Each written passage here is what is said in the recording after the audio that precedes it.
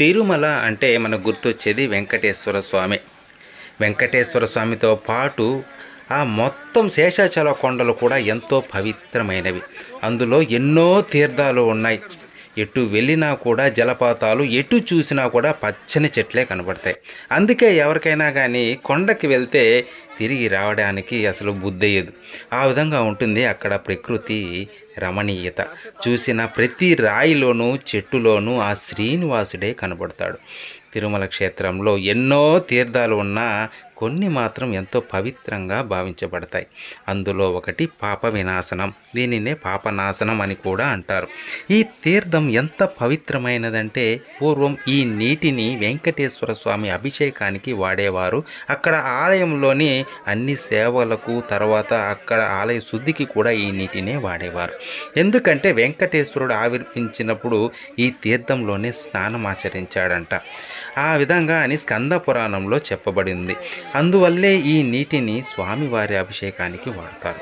ఇందులో స్నానమాచరిస్తే పూర్వజన్మల పాపాలు తొలగిపోతాయి, మరియు తర్వాత జన్మలు రాకుండా జన్మరాహిత్యం కలుగుతుందని చెబుతారు. పాప వినాశనం ఎక్కడుందో మనందరికీ తెలుసు కదా. ఆలయానికి ఉత్తర దిక్కుగా 5 కిలోమీటర్ల దూరంలో జాపాలి తీర్థం వస్తుంది. అక్కడ ఆంజనేయ స్వామి ఆలయం ఉంది కదా.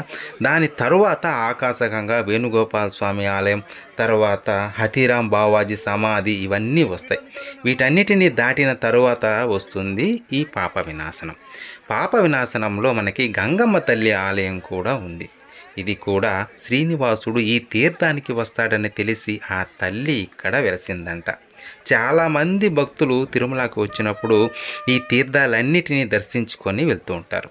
శ్రీవారికి పూర్వం పాప వినాశనం తీర్థాన్నే వాడేవారు, కానీ ఇప్పుడు ఆకాశగంగా నీళ్ళనే వాడుతున్నారు. దీని వెనక ఒక చరిత్ర ఉంది, ఒక కథ ఉంది. అదేంటంటే తిరుమలకు మొదటి పౌరుడు అని పిలువబడేవారు ఎవరంటే తిరుమల నంబిగారు. ఈయననే శ్రీశైల పూర్ణులు అని కూడా అంటారు. ఈయనే స్వామివారికి ప్రతిరోజు నీటిని పాప వినాశనం నుంచి తెచ్చేవాడు. అప్పట్లో దారి కూడా సరిగా ఉండేది కాదు. పెద్ద పెద్ద చెట్లు, క్రూర మృగాలు ఉండేవి. ఇప్పుడు మనకి వరాహస్వామి అతిథి గృహం ఉంది కదా, దానికి ఆపోజిట్లో ఎదురుగా బాటగంగమ్మ తల్లి ఆలయం ఉంది. అక్కడి నుంచే మనకి ఈ పాత దారి, అంటే పాప వినాశనానికి వెళ్ళడానికి పాత దారి ఒకటి ఉందన్నమాట. ఆ దారి గుండానే తిరుమల నంబివారు వెళ్ళి నీరు తెచ్చేవారు. ఒకసారి ఉదయాన్నే బయలుదేరి వెళ్ళి పాప వినాశనం నుంచి నీటిని కుండలో తీసుకొని వస్తున్నాడు ఈయన. అప్పుడు స్వామివారు తిరుమల నంబిని పరీక్షించదలిచి బోయవాడి రూపంలో వచ్చి నీళ్లను అడుగుతాడు. చాలా దప్పిగ్గా ఉంది, నీళ్లు పోయమంటే తిరుమల నంబి ఇవ్వడు. ఈ నీళ్లు శ్రీనివాసుడి సేవల నిమిత్తం తీసుకెళ్తున్నాను, నీకు ఇస్తే అపచారం జరిగినట్టే, ఇవ్వను అని కరాఖండిగా చెప్పేస్తాడు. అప్పుడు ఆ బోయవాడు దూరం నుంచి బాణంతో ఆ కొండని కొడతాడు. అక్కడ రంధ్రం ఏర్పడి నీళ్ళన్నీ కారిపోతూ ఉంటాయి.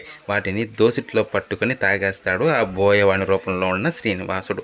వెనక్కి తిరిగి చూసిన తిరుమల నంబికి తీవ్రమైన కోపం వస్తుంది.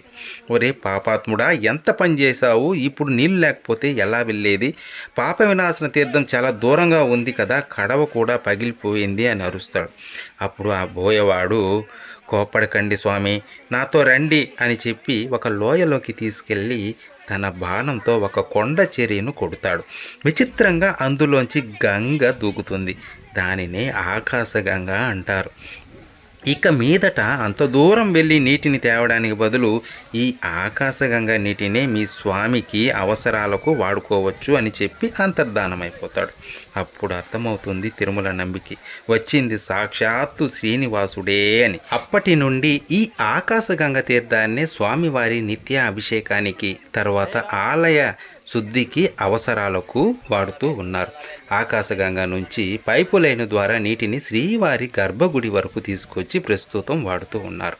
ఇంకొక కథనం ఏంటంటే, ఆలయ అవసరాల కోసం, వెంకటేశ్వర స్వామి సేవ కోసము మన పద్మావతీదేవి తండ్రి గారైన ఆకాశరాజు ఉన్నారు కదా, ఈయన ఈ తీర్థాన్ని సృష్టించారని కూడా చెబుతారు. అందుకే ఈ ఆకాశగంగా అనే పేరు ఆయన పేరు పైన వచ్చిందని కూడా చెబుతూ ఉంటారు. తిరుమలలో తీర్థాలన్నీ మనకి ఎంతో పవిత్రమైనటివి కదా. ఈ తీర్థాలన్నిటిని దర్శించడానికి మనకి టీటీడీ బస్సు సౌకర్యం కూడా కల్పించింది. ఇక్కడ ప్రతి అర్ధ గంటకి కూడా మనకి బస్సు అందుబాటులో ఉంటుంది. అదే కాకుండా ప్రైవేటు వాహనాలు కూడా అందుబాటులో ఉంటాయి. మనం ఒక 2 రోజులు కానీ తిరుమలలో ఉన్నట్టయితే ఓపికగా ప్రశాంతంగా మన చుట్టూ ఉన్న ఈ పవిత్ర ప్రదేశాలన్నిటినీ మనం దర్శనం చేసుకోవచ్చు. ఇకపోతే ఈ పాప వినాశనంలో నీళ్ళన్నీ కూడా పైనుండి సింహాల నోటి నుంచి వచ్చేటట్టు ఏర్పాటు చేశారు. భక్తులు ఇబ్బంది లేకుండా స్నానం ఆచరించడానికి బాగుంటుంది. ప్రక్కనే ఉన్న గంగమ్మ తల్లి ఆలయాన్ని సందర్శించి ఆ తల్లి ఆశీర్వాదం కూడా మనం పొందవచ్చు. తిరుమల యాత్ర చేసే ప్రతి వారు ఆలయం చుట్టూ ఉన్న జపాలి తీర్థం, ఆకాశగంగ, పాప వినాశనం, వేణుగోపాల స్వామి ఆలయం, హతీరాం బావాజీ సమాధి, తర్వాత విష్ణుపాదం శిలాతోరణం చక్రతీర్థం, తరిగొండ వేంగమాంబ తల్లి ఉంది కదా బృందావనం, ఆమె సమాధి అయింది కదా, ఆ ప్రదేశాన్నే వేంగమాంబ బృందావనం అంటారు.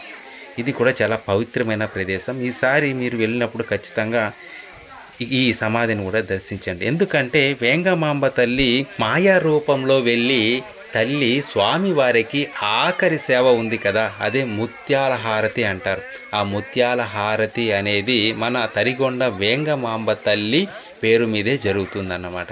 ఆ హారతికి తల్లి ప్రతిరోజు అక్కడికి వెళ్ళి మాయ రూపంలో స్వామివారి ముందు నిలబడుతుందంట. కాబట్టి ఈసారి వెళ్ళినప్పుడు మీరు ఈ తరిగొండ వేంగమాంబ బృందావనాన్ని కూడా దర్శించండి. ఇలాంటి ఇంకా ఎన్నో ప్రదేశాలు కూడా మన తిరుమల చుట్టుపక్కల ఉన్నాయి. ప్రశాంతంగా స్వామివారిని దర్శనం చేసుకొని చుట్టుపక్కల ఉండే పవిత్ర ప్రదేశాలన్నీ దర్శనం చేసుకుంటే ఎంతో మంచిది. అదండి ఈరోజు వీడియో.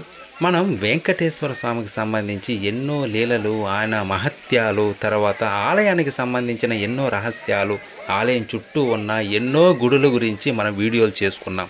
దగ్గర 280 వీడియోలు ఒక తిరుమల గురించే చేయడం జరిగింది. మీకు వీలైతే ఒకసారి ఛానల్ని సందర్శించండి. ఇంకొక కొత్త వీడియోతో మీ ముందుకు వస్తాను. నమస్కారం. ఓం నమో వెంకటేశాయ.